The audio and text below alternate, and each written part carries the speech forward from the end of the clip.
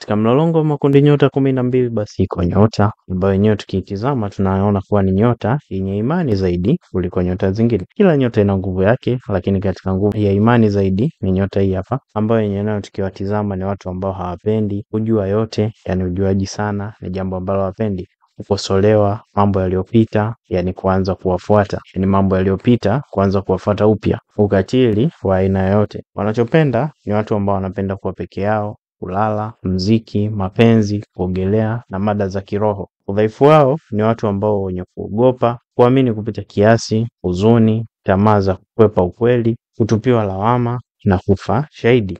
Nguvu yao ni watu ambao wana huruma, ubunifu, wenye machale, wapole, wenye busara na wa kimuziki. Yani hiyo ndio nguvu yao. Rangi zao ni zambarau iliyopauka ambayo ni mauve, lilaki, purple, violet na kijani bahari, yani sea green. Usawa wao ni mutable, maada yao ni maji, sayari yao ni Neptune na Jupiter.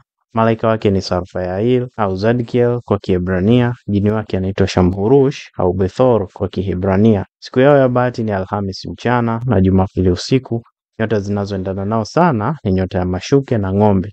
Namba zao za bahati ni namba 2 na namba 6. Tarehe zao za kuzaliwa ni tarehe 19 Februari hadi 20 March kwa Western Sign, 14 March hadi 13 April kwa Eastern Signs, ambazo ni sahihi zaidi kwa watu waliozaliwa mashariki. Ni nyota gani? Basi ni nyota ya 12 na mwisho wa mlolongo wa makundi nyota 12, nayo ni nyota ya samaki kwa Kiswahili, Pisces kwa Kiingereza, Huti kwa Kiarabu. Nayo ndio nyota yenye imani zaidi kuliko nyota zingine.